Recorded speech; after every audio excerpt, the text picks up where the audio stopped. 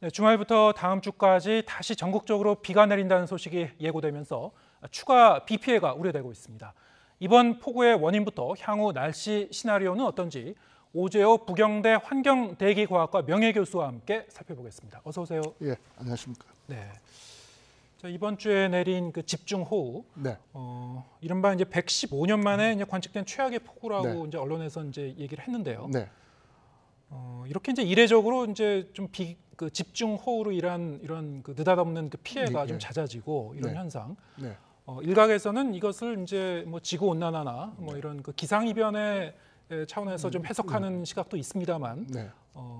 이 기상 과학적으로 보면 어떻게 지금 이제 보고 계신 예, 건가요? 원래 장마 시작부터 좀 특이했습니다. 네. 보통은 북태평양 고기압이 6월 말부터 힘을 받아가지고 북쪽으로 이렇게 밀고 올라가면서 그 언저리에 이제 장마 전선이 생겨서 비가 제주도부터 이렇게 남쪽으로 서서히 올라오는 게 보통 그 장마인데, 원래는 북태평양 고기압이 미치 장출하기 전에 북쪽에서 저기압이 내려오면서 우리나라 중부 쪽에 걸렸습니다. 그러면서 이 장마 전선이 생기기도 전에 북태평양 고기압이 소위 말하는 무혈 입성을 해서 우리 한반도 남쪽을 지배한 거죠. 네. 그러다 보니까 남쪽에 비가 전혀 오지 않고 장마가 끝나는 것처럼 보였습니다. 예. 그런데 이 북태평양 고기압이 힘이 있으면 계속 밀고 저 북한으로 해서 만주로 올라가는데 또 그럴 힘이 없어가지고 그냥 거기에서 북쪽에 있는 티벳 고기압하고 이래 서로 대치하면서 정체하게 됐습니다. 네. 그러다 보니까 이 장마 전선이 오지도 가지도 못하고 중간에 그 대립이 돼서 계속 뭉게구름이 만들어지면서 비가 많이 온 것으로 보고 있습니다. 네. 그렇다면 그 기존에 이제 기상학에서 얘기했었던 뭐 장마 전선이라든가 네. 어떤 그 여름철에 나타나는 그 어떤 이 그 기상 패턴과는 네네. 좀 그 벗어난 그런 현상이 그 네, 원래는 일어난 것이고. 네, 원래는 그렇게 보고 있습니다. 그러면 이게 사실 이제 장마 기간은 끝났다고 하는데도 네. 또 집중호우가 내리고 이런 예. 현상은 몇 년 전에도 있지 않았습니까? 예, 그런데 그 이제 보통은 우리가 가을 장마라고 이야기해서 예. 그 하기엔 좀 빠르고요. 가을 장마라고 하는 것은 북태평양 고기압이 갔다가 힘이 약해져서 수축될 때 내려오면서 되는 건데, 지금은 그런 상태가 아닌데 북태평양 고기압이 미처 북한 쪽으로 밀고 가지도 못했습니다.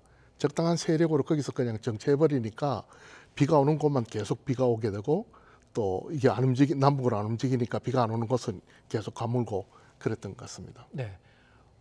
거기서 이제 기단이 움직이질 못하고 네. 이른바 이제 정체하고 있는 현상. 네네. 뭐 블로킹 효과라고 하나요? 네, 뭐 이렇게 그렇습니다.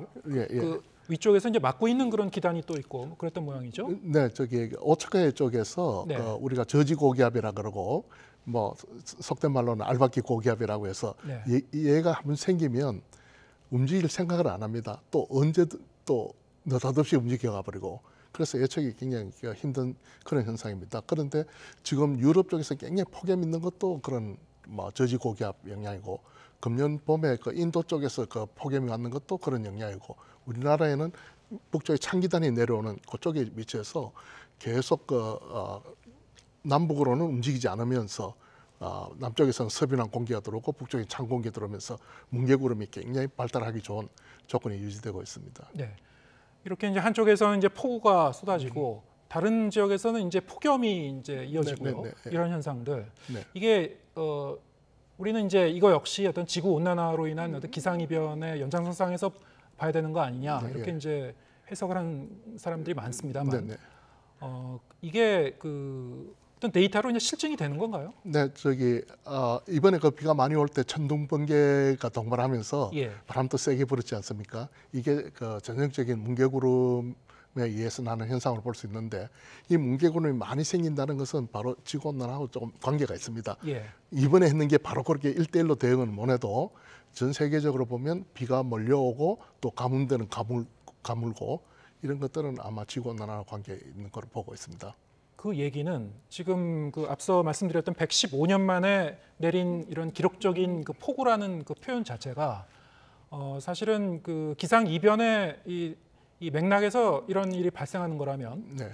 기존의 이제 통계를 우리가 잊어버려야 된다는 건가요? 네, 지금은 이제 뭐 100년 빈도니 뭐 500년 빈도 잘 쓰지 않습니다. 예. 그 이유는 뭔가 하면 그 빈도를 이야기할 때는 평균 값이 변하지 않는 상태에서 나온 건데, 지금은 평균이 변해가니까요. 예. 그래서 아마 그 재대책하는 것도 이 빈도를 가지고 하는 것보다는 그때그때 상황에 따라서 대응을 해야 될 거로 보고 있습니다. 그리고 또 이번에 이제 이 기사들을 보면은 이제 정체전선이라는 네. 말을 많이 쓰고 있죠. 네네. 얼마 전부터 이제 장마전선이란 말 대신 정체전선이란 말을 쓰고 있어요. 그건 어떤 의미가 있는 겁니까? 장마전선도 어떻게 보면 일종의 정체전선인데 네. 지금 쓰는 정체전선은 우리가 남북에 지금 우리나라 중부지방에 걸쳐 있는 게 전혀 움직이질 않으니까 예. 정체전선을 쓰고 있습니다. 장마전선에 쓰는 것은 비슷한 개념인데 얘는 통상적으로는 남쪽에서 북쪽으로 올라갔다 내려왔다 이래 남북으로는 움직여가면서 전선이 있는 거니까 뭐 비슷하다고 볼 수도 있고 또 지금 쓰는 정체전선은 남북으로 다 움직이는 정말 정체에 있는 전선이라 해서 그렇게 구별하는 것 같습니다. 네. 아무래도 이제 이 기상 현상이 좀 더 이게 불규칙해지다 보니까 네. 기존에 이제 장마라는 개념, 장마 전선이라는 개념보다는 정체 전선이라는 개념이 좀 더 구체적이고 명확하다 이렇게 해석을 하는 그렇게 건가요? 해석하는 네. 게 나을 것 같습니다. 알겠습니다. 지금 이 비가 이제 더 온다고 해서 추가로 온다고 해서 이제 걱정인데요. 네. 주말에도 이제 비가 다시 오기 시작해서 광복절부터 해서 다음 주에 더 강한 비가 예고돼 있다고요? 예, 그 앞에 말씀드린 것처럼 북태평양 고기압하고 티벳 고기압이 지금 정체를 하고 있는데 예. 힘이 얘가 밀고 갈 정도도 아니고 적당한데 태풍 메아리가 생기면서 이 북태평양 고기압이 밑으로 조금 내려갔습니다. 그래서 우리나라 비 오던 것도 조금은 남쪽 지방으로 내려갔죠. 네. 그런데 태풍이 지나가고 나면 지금 시기적으로 티벳 고기압이 그대로 밀고 남쪽으로 내려올 시기는 아니기 때문에 예. 다시 북태평양 고기압이 원상태로 복귀하지 않겠느냐. 그러면 이제 좀 전에 8월 초 7월 만에 이제 우리나라에 호우가 왔던 그 상태가 또 유지되지 않겠느냐. 그래서 아마 주말에 비가 많이 올 거로 예상하고 있습니다. 그러면 이제 이 8월 중순까지도 계속 이제 우리가 이 비 피해 걱정을 좀 해야 되는 상황인데 예. 또 추가적인 변수가 있겠습니까? 이제 저지고기압 앞에 말씀드린 그게 이제 움직여줘야지 네. 상황이 이제 좀 바뀌는데 뭐 불행하게도 그것이 언제쯤 움직인다 어떻게 움직일 거라는 것은 지금 예견하기 힘든 것이고요. 예. 그러면 시기적으로 어느 정도 이제는 기간이 좀 됐기 때문에 한 뭐 8월 중순이 되면 좀 변화가 있지 않을까 이렇게 예상을 하고 있습니다. 이를테면 뭐 태풍 같은 것도 올 수 있다고 하고요. 네. 태풍 발생 가능성은 어떻게 보시는지요? 태풍은 지금 뭐 열대 태평양이 라니냐라고 해서 좀 필리핀 쪽이 좀 더 따뜻합니다. 이제 그래서 태풍 발생 가능성은 좀 더 있는 거로 보이는데 네. 문제는 태풍이 그쪽에 발생한다고 해서 꼭 우리나라 오는 것도 아니고 이게 또 베트남이나 중국으로 갈 수도 있고 또는 일본 동쪽으로 쳐질 수도 있고 그래서 태풍 발생하는 거는 뭐 저희들이 조금 더 평년보다 한두 개 더 있을 거라고 보고는 있지만은 우리나라에 영향 미치는 거는 태풍 수명이 대개 7일에서 10일입니다.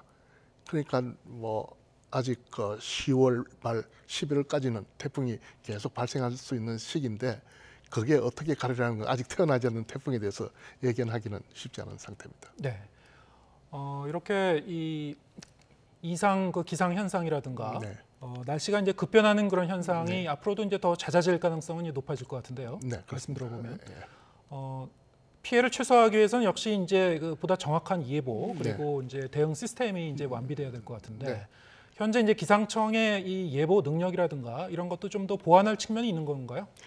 뭐 완벽하지 않으니까 보완은 늘 해야 되는데 그렇다고 해서 지금 뭐 크게 그걸 막 고쳐야 될 만큼 그렇게 못하지도 않습니다. 세계에서 한 7위 정도는 실력을 갖고 있고 다시 말씀드리면 이번에 그 정체전선 생기는 것도 기상청에서 예측은 쭉 해왔죠. 근데 문제는 뭔가 하면 그 정체전선 안에 있는 뭉게구름 각각이 어떤 빠른 속도로 얼마나 큰 놈이 생기겠냐 거기까지는 아마 예견하기가 지금의 과학으로서는 조금 무리인 것 같고요.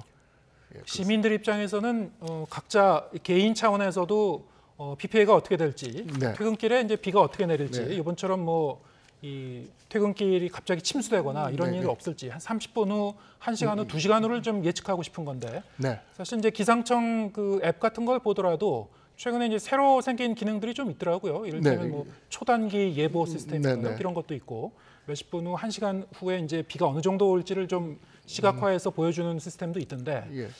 그런 시스템의 어떤 신뢰도는 어느 정도 되는 건가요?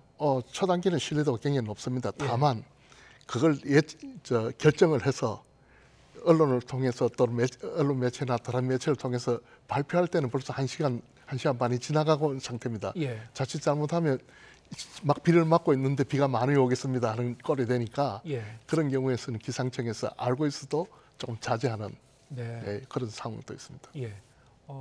지금 뭐 말씀하신 대로 초단기 예보 시스템 상당히 좀 신뢰성이 있다고 하셨고요. 네. 시청자 여러분도 이제 기상청의 이제 앱을 통해서 충분히 개인적으로 확인하실 수 있으니까 네. 앞으로 이제 폭우가 예상될 때는 좀 활용하시면 좋을 것 같습니다. 오경대 부경대 환경대기과학과 명예교수와 함께했습니다. 고맙습니다. 네.